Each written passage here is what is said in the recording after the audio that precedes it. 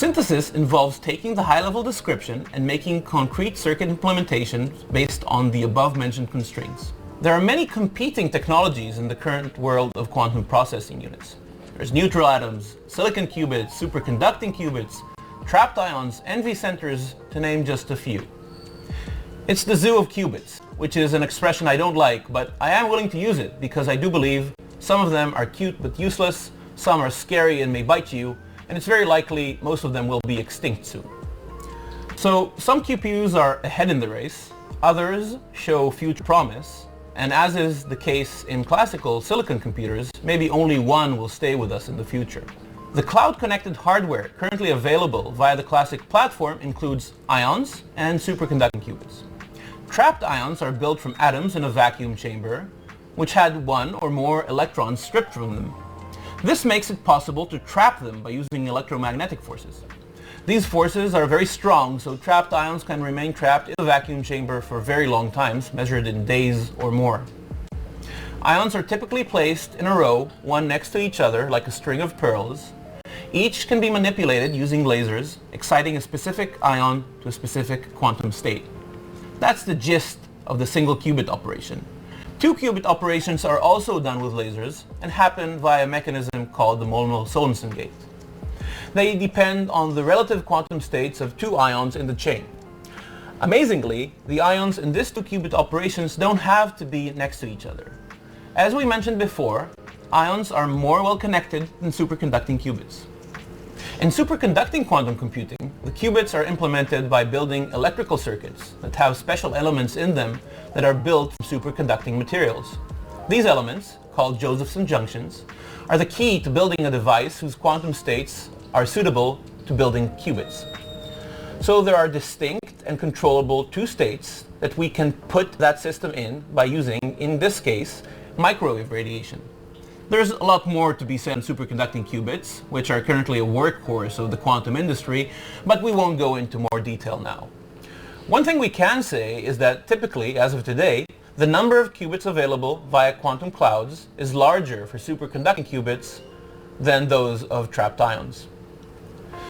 Thinking about the circuits we get due to the different ways a circuit is synthesized for different hardware targets, we probably will get different circuits. How do we reason about the results and decide what to run and how to tweak what we got? Circuit depth is the number of gates performed on a qubit involved in the circuit.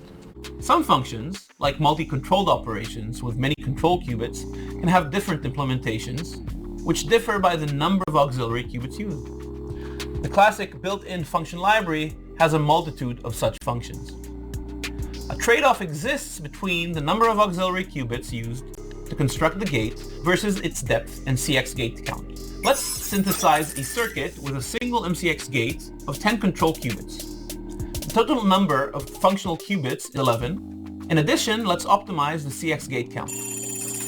The CX gate count, or another Clifford 2-qubit gate, such as CZ, is a good proxy for computation time and algorithm success rate in the NISQ era, and it is independent of the individual single qubit gates used to form a universal gate set. Here, we use CX and U as basis gates. First, we synthesize without any width limitation. We now observe that the resulting circuit uses 20 qubits, the 11 functional ones, and 9 auxiliaries.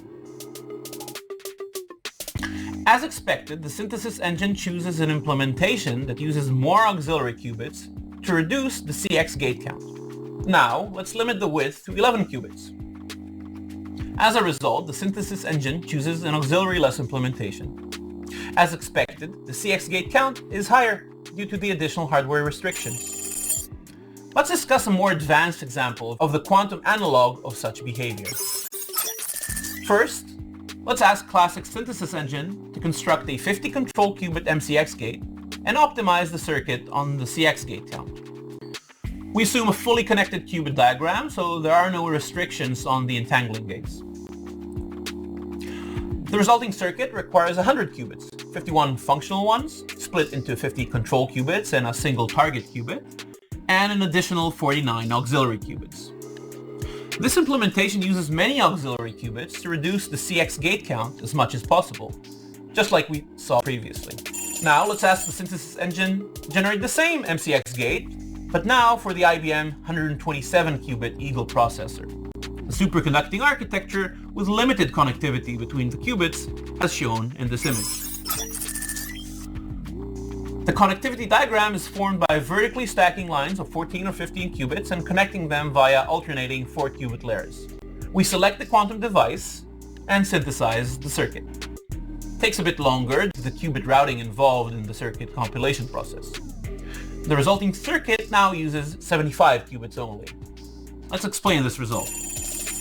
As explained in the previous lesson, forming an entangling gate like CX between indirectly connected qubits requires routing the qubit state using swap gates.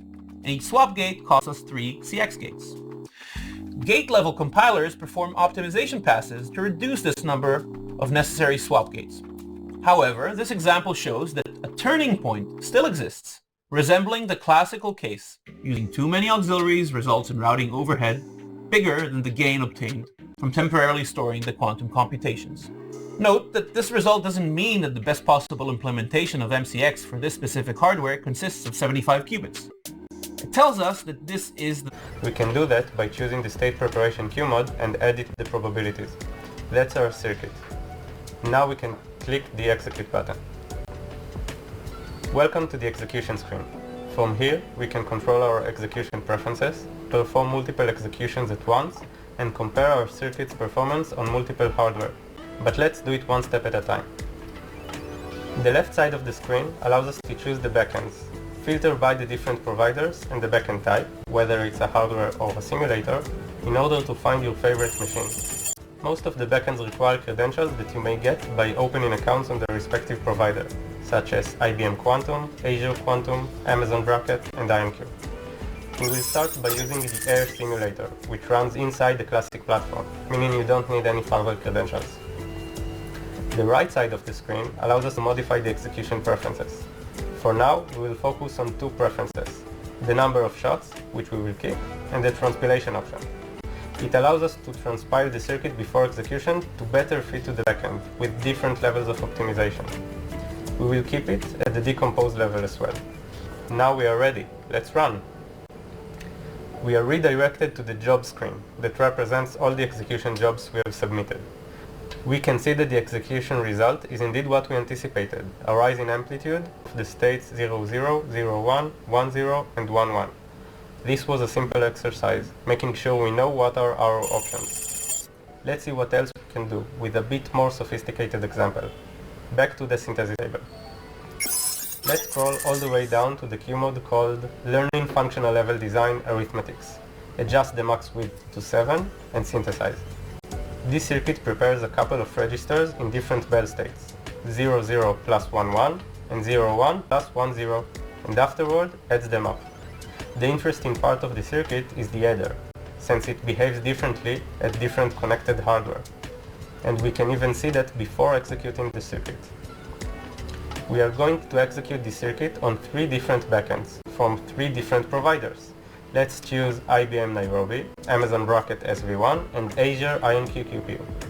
By selecting all of them, we execute the circuit on them simultaneously. We can also press the Compare Hardware button, which transpiles the circuit to the hardware that we chose. It allows us to look at the difference between how different hardware will digest our circuit. In our case, we can notice how the trapped ion hardware of IonQ will result in a shallower circuit for us than the superconductor computer of IBM. You can even compare the backends by a very simple yet important feature, the waiting time, by clicking the arrow next to the backend name. For this example, I'm going to choose the IBM Chasm simulator and IBM Nairobi. We are ready to execute just as a new screen pops up, the credential screen. Since we chose backends that run on a cloud, or different clouds for that matter, we need access to use them. But don't be frightened. If you don't know how to get these credentials, click the Need Help button for each provider to receive more information. These credentials may also be saved on password managers for easy integration with the ID. Clicking Run will create 2 different jobs, one for each backend.